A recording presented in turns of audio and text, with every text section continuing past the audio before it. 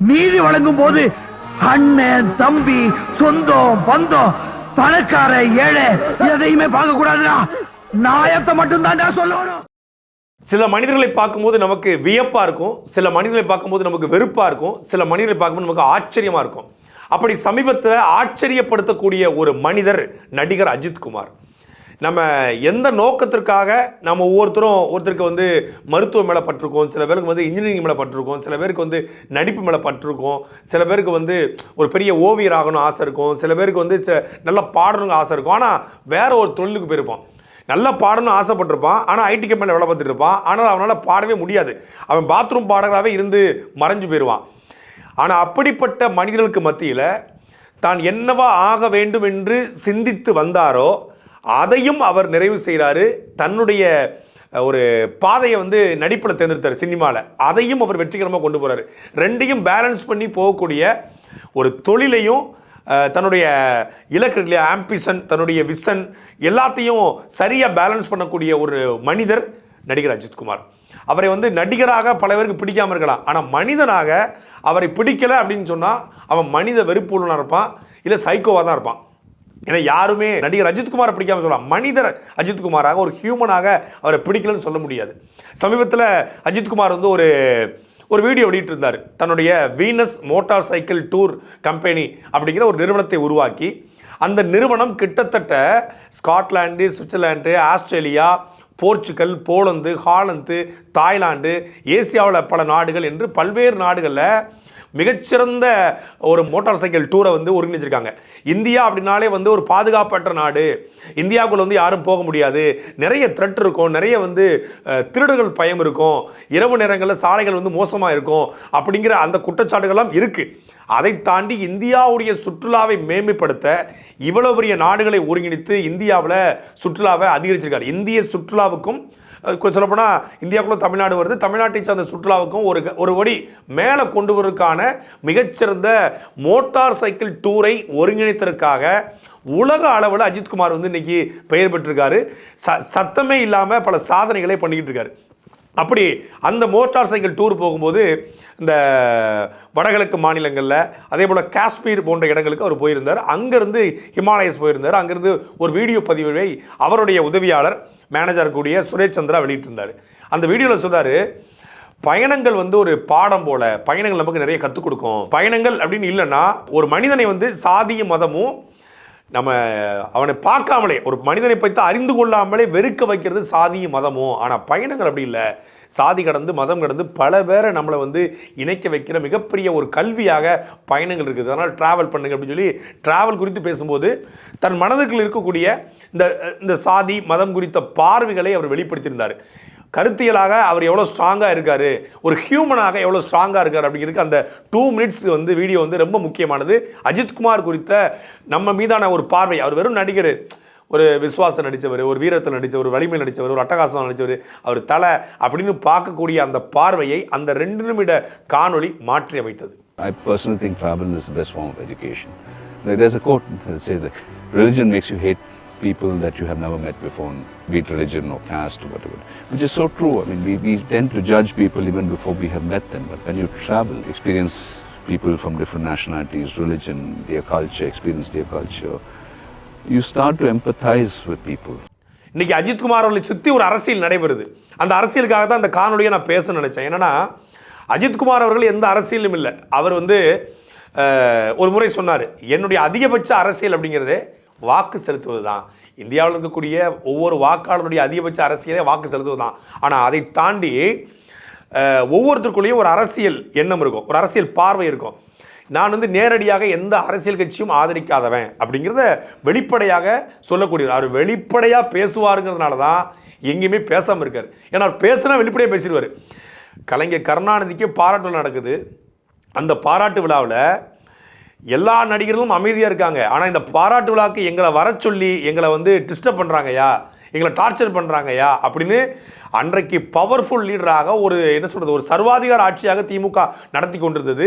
கலைஞர் கருணாநிதி எதிர்த்து யாராலையும் பேச முடியாத ஒரு சூழல் இருந்தது. கலைஞரை பற்றி பேசினா கைதுங்கிற நிலைமை இருந்தது. இன்றைக்கி ஸ்டாலினை பற்றி பேசினா கைது, அன்றைக்கி கலைஞரை பற்றி பேசினா கைது. அந்த நேரத்தில் கலைஞர் முன்னாடி ஒருத்தர் மேடையில் உங்கள் கட்சிக்காரங்க எங்களை இந்த கூட்டத்துக்கு வர சொல்லி டார்ச்சர் பண்ணுறாங்க என்று பேச முடியும் என்றால் அது அஜித்குமாரை மட்டும்தான் முடியும். நீங்கள் எவ்வளோ பிரச்சனைகள் வந்து சால்வ் பண்ணியிருக்கீங்க. இன்னைக்கு ஒரு பணிவான ஒரு வேண்டுகோள், இனிமே சென்சிட்டிவ் இஷ்யூஸ், சோஷியல் இஷ்யூஸ் வந்து இண்டஸ்ட்ரி தலையிட வேண்டாம்னு ஒரு அறிக்கை விடுங்க. தேவையில்லையா ப்ளீஸ் தெரிஞ்சு கேட்டுக்கிறேன். ஒவ்வொரு முறையும் வந்து ஒரு சோஷியல் இஷ்யூ வரப்ப இண்டஸ்ட்ரியில பொறுப்புல இருக்கிற ஒரு சிலர் எங்களை கட்டாயப்படுத்தி வர வைக்கிறாங்க. அதனாலதான் நாங்கள் வரோம். அதுக்கு ஒரு அண்ட் ஒரு சிலர் வந்து தலைமையில் வந்து எல்லாரும் கலந்துக்கணும்னு சொல்லி நடிகர்கள் வந்து மிரட்டி வர வைக்கிறாங்க. அதுக்கு ஒரு முடிவு கட்டுங்க. Please help industry. வேண்டாம், நமக்கு வேண்டாம், எங்களுக்கு அரசியல் வேண்டாம். அன்றைக்கு சூப்பர் ஸ்டாராக இருந்த நடிகர் ரஜினிகாந்த் அவர்கள் அஜித்குமார் மேடையில் பேசும்போது எந்திரிச்சு கை தட்டினாரு. ஏன்னா அவர் மனசுக்குள்ள இருந்திருக்கு, அவரால் காட்ட முடியல. என் மனசுக்குள்ள இருந்ததெல்லாம் நீ பேசிட்டியப்பா ராஜா, எங்கப்பா இருந்த அப்படிங்கிற மாதிரி ரஜினி வந்து அஜித் பேசும்போது எந்திரிச்சு கை தட்டுறது பெரிய லெவலில் தமிழ்நாடு முழுக்க சர்ச்சையாக வெடித்தது. திமுக அமைச்சருடைய முகமெல்லாம் இறுகி போனது. மறுநாள் கலைஞர் கருணாநிதி வந்து அஜித்குமாரை வீட்டுக்கு வரவழைச்சு அதை காம்ப்ரமைஸ் பண்ணி சரி பண்ணி அனுப்பினார். ஆனால் அந்த மேடையில் அவரை எதிர்த்து பேசுகிற அளவுக்கு துணிச்சல் வந்திருக்கு அப்படின்னா அது துணிச்சல் இல்லை, வெளிப்படைத்தன்மை. பேசுனா வெளிப்படையாக பேசணும், இல்லைனா பேசக்கூடாது. வெளிப்படையாக பேசுவதனாலே சர்ச்சைகள் வருது அப்படின்னுக்காக சமீபத்தில் ஒரு 10 ஆண்டுகளமாக அவர் எந்த இன்டர்வியூவும் கொடுக்கல, எந்த ப்ரெஸ் மீட்டும் சந்திக்கலை, எங்கேயுமே அவரை பார்க்க முடியாது. ஏர்போர்ட்டுக்கு எப்போ வராரு, எப்போ போகிறாரு, எங்கே வராரு, எப்படி வராரு எதுவும் தெரியாது. ஆனால் தன்னுடைய பணிகளை அவ்வளோ அழகாக செஞ்சுக்கிட்டு இருக்காரு. இன்றைக்கி Venus motor cycle tour company அப்படிங்கிற ஒரு நிறுவனத்தை உருவாக்கி உலகம் முழுமைக்கும் அதற்கான பல்வேறு சுற்றுலாக்களை வந்து ஒருங்கிணைத்திருக்காங்க.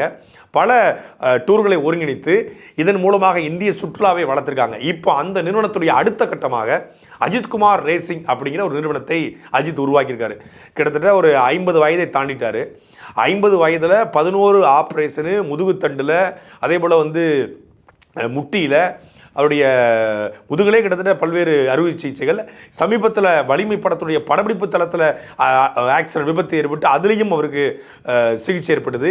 இப்பொழுது இந்த விடாமுயற்சி படத்தில் படப்பிடிப்புலையும் அவருக்கு விபத்து ஏற்பட்டு அதுலேயும் மருத்துவமனைக்கு சேர்க்கப்பட்டார். ஒவ்வொரு படத்துலையும் தன்னுடைய ஸ்டண்ட் மூலியமாக, மற்ற நடிகர்னால் காரை வந்து வேற ஒருத்தர் ஓட்டுவாங்க, இவங்க ஓட்டுற மாதிரி ஆக்ஷன் காட்டுவாங்க. பைக்கை வந்து மற்றவங்க ஒரு ஸ்டண்ட் கலைஞர் ஓட்டுவார், ஒரு டூப் போடுவாங்க, இவர் ஓட்டுற மாதிரி ஆக்ஷன் காட்டுவார். ஆனால் எல்லா படங்கள்லையும் கார்ஸ் சண்டை காட்சி, பைக் சண்டை காட்சி அப்படின்னா அதை டூப் போடாமல் லைவாக பண்ணுவார். ஏன்னா அது அவருடைய பேஷன், அவரோட எதுக்காக வந்தாரோ அதை படத்துலையாவது பண்ணுறோமா அப்படின்னு சொல்லி தான் பில்லா படத்தில், கடைசியாக வந்த வலிமை படத்தில், வீரம் படத்தில், விவேகத்தில், ஒவ்வொரு படத்தையும் எந்த படமாக இருந்தாலும் அந்த படத்தில் ஏதோ ஒரு பைக் குறித்த காட்சியோ கார் குறித்த காட்சியோ வந்து நிச்சயம் இடம்பெறும். அது அஜித்துக்காக வைக்கப்படுற காட்சி. அது அவருடைய ரசிகர்களை வந்து பெரிய அளவில் நம்ம ஆள் இதுக்கான ஆள் தான் யா, அவர் எதுக்காக வந்தாரோ அதை படத்துலையாவது செஞ்சு காட்டட்டும் அப்படின்னு சொல்லி அவரை கொண்டாடுவாங்க.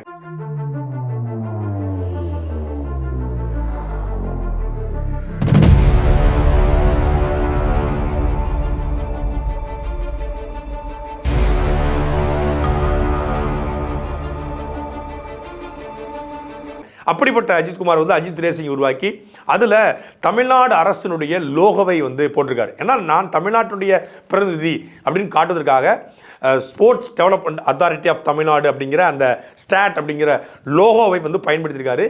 இந்த லோகோவை அவர் பயன்படுத்தியது தான் அரசியலாக மாற்றப்பட்டிருக்கு. ஏன்னா ஒரு பக்கம் நடிகர் விஜய் அவர் வந்து தமிழக வெற்றி கழகம்னு கட்சி வருகிறாரு. அப்போ விஜய்க்கு ஈக்குவலாக தமிழ்நாட்டில் இருக்கக்கூடிய ஒரு நடிகர் அஜித்குமார். சொல்லப்போனால் விஜய் அவர்களை விட அஜித் அவர்களுக்கு வந்து ரசிகர்கள் கூட்டம் அதிகம். அந்த ரசிகர் கூட்டத்தை அவர் இதுவரைக்கும் ஒருங்கிணைத்ததும் கிடையாது, ஆர்கனைஸ் பண்ணதும் கிடையாது, எந்த இடத்துக்கும் கூட்டியது கிடையாது. கூட்டி ரசிகர் மன்றமே தேவையில்லைன்னு கலைச்சவர். எனக்கு தெரிஞ்சு இந்தியாவிலே ஒரு நடிகர் உச்சத்தில் பீக்கில் இருக்கும்போது ரசிகர் மன்றத்தை கலைச்சது அஜித்குமார் தான். ஏன்னா ரசிகர்கள் போயிட்டு ஏதாவது ஒரு சுவரொட்டி ஒட்டிடுறாங்க, அரசியலுக்கு அழைக்கிற மாதிரி சுரட்டி ஓட்டுறாங்க, அவங்க சர்ச்சைக்குரிய கருத்துக்களை பதிவு போட்டுறாங்க. அது மன்றமாக இருக்கிறதுனால தான் டிஸ்டர்ப் ஆகுது. அப்புறம் யார் மாவட்ட செயலர், யார் மாவட்டத்தில் இருக்கிற குழப்பங்கள் வருது. மன்றமாக இருக்கும்போது அந்த கமிட்மெண்ட்டுக்குள்ளே போக வேண்டிய தேவை இருக்குது. ஒவ்வொரு ஊருக்கும் போகணும், அந்த மன்ற தலைவர்களை பார்க்கணும், அவங்களுக்கு ஏதாவது ஒன்று செஞ்சு கொடுக்கணும் அப்படிங்கிற தேவை ஏற்படுது. வேண்டாம், உன்னுடைய பொழப்பை பாரு. சினிமா என்பது என்னுடைய பிழைப்பு, என்னுடைய தொழில். உனக்கு ஒரு பிழைப்பு இருக்குது, உன்னை நான் என்டர்டெயின்மெண்ட் பண்ணுறேன், உன்னை ரசிக்க வைக்கிறேன், அதனால் நீ கொண்டாடுற, அவ்வளோதான். உனக்கும் எனக்குமான உறவு என்பது சினிமா மட்டும்தான். முதல்ல உங்கள் அப்பா அம்மாவை பாருங்கள், முதல்ல உங்கள் ஆத்தால பாடுறா அப்புறம் மங்காத்தால பார்க்கலாம்னு சொன்ன ஒரே நடிகர் அஜித்குமார் தான். இப்போ உழைங்கள், உழைத்து பணத்தை சேமியுங்கள், அந்த சேமித்த பணத்தில் கொஞ்சம் நீங்கள் என்டர்டைன்மெண்ட் பண்ணணும், பொழுதுபோக்கு நினச்சா படத்தை பாருங்கள். நீங்கள் கடன் வாங்கியோ அப்பா அம்மாட்ட வாங்கியோ படம் பார்க்காதீங்கன்னு ஒரு நடிகரால் சொல்ல முடியுமா? எந்த நடிகர் சொல்லுவாங்க? என் கட்டவுட்டுக்கு பால் ஆபீஸம் பண்ணாத, தியேட்டர் வாசலில் பாலை கொட்டாத, எனக்கு வந்து தேவையில்லாமல் போஸ்டர் அடிக்காத, என்னை அல்டிமேட் ஸ்டார்னு கூப்பிடாத, என்னை ஏகேன்னு கூப்பிடு இல்லை அஜித்குமார்னு கூப்பிடு என்று தன்னுடைய பட்டப்பெயரை, அதாவது சூப்பர் ஸ்டாரு, தளபதி, அது மாதிரி சுப்ரீம் ஸ்டாரு, புரட்சி தளபதி, புரட்சி நடிகர் அப்படிங்கிற போடக்கூடிய இந்த பட்டப்பெயர்களை திறந்தார். இன்றைக்கி கமலஹாசன் தனக்கு முன்னாடி உலகநாயகன்னு போடாதீங்க, என்னை வந்து கமலஹாசன் கூப்பிடுங்க இல்லை ஹேஹெச்னு கூப்பிடுங்க அப்படின்னு சொல்கிறாருன்னா அதற்கு முன்னோடியாக அஜித்குமாருக்கு திரையுலகில் கமலஹாசன் முன்னோடி. ஆனால் இது போன்ற ஒரு நல்ல விஷயங்களை முன்னெடுப்பதில் கமலஹாசனுக்கே முன்னோடியாக அஜித்குமார் இருக்கார். இப்போ அஜித்குமார் ரேசிங் அப்படிங்கிற இந்த நிறுவனத்தை ஒருங்கிணைத்து இந்த நிறுவனம் வந்து இப்போ உலக அளவில் பல்வேறு கார் ரேஸ் பண்ணக்கூடிய ரேசர்களை வந்து ஒருங்கிணைத்து துபாயில் ஒரு மிகப்பெரிய கார் ரேஸில் அஜித்குமார் கலந்து கொள்கிற புகைப்படங்கள் அதுக்கான தயாராகிட்டு இருக்காரு. அஜித்குமாரை எல்லாரும் கிண்டல் பண்ணாங்க. அவர் வந்து வெயிட் அதிகமாக போட்டார், உடல் விடை அதிகமாகிடுச்சு அப்படின்னு ஒரு ஏர்போர்ட்டில் வர்ற காணொலியாக இருக்கட்டும், கடைசியாக வந்த படங்களில் உள்ள காட்சிகளில் அவருடைய உடல் எடை கூடியிருப்பதை வைத்து அவரை உருவக்களி செஞ்சாங்க. உடல் எடை என்பது நினச்சா 2 மாதத்தில் குறைச்சிடலாம். ஏற்கனவே வந்து நான்கடல் படத்துக்கு அஜித் அவர்கள் தயாரான பொழுது, அந்த படத்தை நடிக்கலை, தயாராகும் போதே கடுமையாக வந்து 0 பெல்லிக்கு மாதிரி மொத்தமாக உடம்பை குறைச்சார். ஆனால் இப்பொழுது மீண்டும் தன்னுடைய உடல் எடையை கிட்டத்தட்ட 20 கிலோவுக்கு மேலே குறைத்து மீண்டும் வந்திருக்காரு. உடல் எடையை கூட்டுறதும் குறைக்கிறதும் முடியும். இயல்பாக ஒருத்தர் இருக்காருங்க, இயல்பாக. நான் வந்து இப்படிலாம் 6 பேக் வச்சுக்கிட்டு இருக்க மாட்டேன், ரொம்ப வந்து ஆர்ம்ஸ் டைட் பண்ணிக்கலாம் இருக்க மாட்டேன், இப்படி தான் நான் இருப்பேன், இப்படி தான் ஒரு மனுஷன் இருப்பான், கேஷுவலாக இருப்பான், எல்லாரும் மாதிரி இருப்பான் அப்படின்னு எல்லோரும் மாலையும் சர்வசாதாரணமாக ஒரு உச்சபட்சமான இடத்துல இருக்கக்கூடிய ஒரு நடிகர் இருக்கார். அதை வந்து உருவக்கேலி பண்ணாங்க, எல்லாம் பண்ணாங்க. இன்றைக்கி அவர் திருப்பியும் மீண்டும் பேக் டு ஃபார்ம் அப்படிங்கிற மாதிரி பேக் டு ஃபார்ம் வந்து அவர் கலந்து கொள்கிற புகைப்படம் வந்து இங்கே சமூக வலைதளங்கள் அவருடைய ரசிகர்களை வேறு மாதிரி மதிக்க. எனக்கு தெரிஞ்ச அஜித் ரசிகர்கள் வந்து ஒரு பண்பற்ற ரசிகர்களாக இருப்பாங்க. அஜித் ரசிகர்களை பொறுத்தவரை அஜித்தை பின்பற்றக்கூடியவங்க, தொடர்ச்சியாக பின்பற்றக்கூடியவங்க, அவருடைய ஆரம்ப காலத்திலிருந்து ரசிகர் இருந்தவங்க எப்போதும் அஜித் ரசிகராக, இப்போதும் அஜித் ரசிகர் தான், அவங்க எப்போதும் அஜித் ரசிகராக மட்டும் தான் இருந்திருக்காங்க. ஒரு பண்பட்ட அஜித் ரசிகர்களாக தான் ரசிகர்களாக தான் அவங்க இருந்திருக்காங்க. அவங்க வந்து ஒரு பொது புத்தி அவங்களுக்கு இருக்கும், ஒரு பொது பார்வை இருக்கும். ஆனால் அவர்களை அஜித்குமார் அவர்கள் செதுக்கியிருக்காரு. ஒரு ரசிகனை வந்து உசுப்பேத்தி விட்டது கிடையாது. நான் வருவேன், நான் இப்போ வருவேன், நான் அப்போ வருவேன், அப்புறம் தன்னுடைய அரசியல் பார்வை குறித்து பேசுகிறது, இல்லை யாரையும் கிரிட்டிசிசம் பண்ணுறது, படங்களில் மறைமுகமாக வந்து யாரையோ ஒருத்தரை தாக்குற மாதிரியான காட்சி வைக்கிறது, அப்படி எதையுமே அவர் வச்சது கிடையாது. படமாக பாரு, உன் வாழ்க்கையாக பாரு, என் வாழ்க்கையை நீ தனியாக விட்டுரு, எனக்கு பிடிச்சதை நான் செய்கிறேன், உனக்கு பிடிச்சதை நீ செய்ய, நம்மளால் முடிஞ்சால் ஏதாவது சமூகத்துக்கு நல்லது பண்ணுவோம் அப்படின்னு நினைக்கக்கூடிய ஒரு ரொம்ப சாதாரணமான கேரக்டர். அப்படி இருக்க போய் தான் சென்னையில் மிகப்பெரிய வெள்ளம் 2015 காலகட்டத்தில், அந்த வெள்ளத்திற்கு நடிகர்கள்லாம் உதவி செஞ்சாங்க, பணம் கொடுத்தாங்க, பிரெட்டு பாக்கெட், பால் பாக்கெட் கொடுத்தாங்க. ஆனால் ஒருத்தன் தன் வீட்டை பொதுமக்களுடைய பயன்பாட்டுக்கு கொடுக்குறான்னா எவ்வளோ பெரிய மனசு வேணும்? வெள்ளக்காடாக கிடக்கும்போது என் வீடு திறந்திருக்கிறது வாங்க என்று சாலிகிராமம் வீட்டினுடைய சாவியை கொடுத்து மக்களுடைய பயன்பாட்டுக்கு ஒருத்தர் கொடுத்தாருன்னா எவ்வளோ பெரிய ஹியூமனிட்டி இருக்கணும் அவருக்கு. அவர் எந்த விதமான கட்டுப்பாடுகள்லையும், எந்த விதமான கட்டமைப்புக்குள்ளேயும், எந்த விதமான அரசியலுக்குள்ளேயும் மாட்டாதனால தான் அவரை பயன்படுத்தி கொள்ள இப்பொழுது சில அரசியல் இயக்கங்கள் முனைகிறது. அதுவும் விஜய்க்கு அவர்களுக்கு எதிராக அஜித்குமாரை பயன்படுத்திக்கலாம், அஜித்தை புகழ்ந்து பேசினா அஜித் ரசிகர்களுடைய நமக்கு ஓட்டு போட்டுருவாங்க, அஜித் வந்து தமிழ்நாடு அரசுடைய ஸ்போர்ட்ஸ் அத்தாரிட்டி லோகோவை பயன்படுத்தியிருக்காரு, அஜித் உதயநிதி ஸ்டாலினுக்கு பிறந்தநாள் வாழ்த்து சொன்னார், அஜித்குமாருக்கு உதயநிதி ஸ்டாலின் வாழ்த்து சொன்னார் அப்படின்லாம் செய்தியை வந்து போடுறாங்க. அஜித்குமார் அவர்கள் எல்லாருக்கும் வாழ்த்து சொல்லுவாங்க, இன்னும் எல்லா பிறந்தநாளுக்கும் வாழ்த்து சொல்லியிருக்கலாம், எத்தனையோ முக்கியமானவருடைய பிறந்தநாளுக்கு வாழ்த்து சொல்லியிருக்கலாம், நட்பு இருக்கலாம், பரஸ்பரம் அன்பு புரிதல் இருக்கலாம். ஆனால் இதை மட்டும் செய்தியாக மாற்றுவதனுடைய நோக்கம் என்னென்னா, விஜய்க்கு எதிராக அஜித்குமார் ரசிகர்களுடைய வாக்கை பறிச்சிடலாம் அப்படின்னு நினச்சிக்கிட்டு அஜித் அவர்களை அசிங்கப்படுத்துகிறாங்க. அஜித் எந்த அரசியலுக்கு பின்னணியிலும் இல்லாதவர், நேரடியாக எதையும் தன்னுடைய கருத்தை தெரிவிக்காதவர், எப்படி ஒரு காமன் ஓட்டர், ஒரு காமன் ஒரு சாதாரண பொதுமக்கள் ஒரு வெகுசலம் எப்படி இருப்பாரோ அப்படி தான் அஜித்குமார் இருக்கார். அப்போ அவரை உங்களுடைய அரசியலுக்கு பயன்படுத்துவது அவருடைய தனித்தன்மையை நீங்கள் கொச்சப்படுத்துவதற்கு சமம்.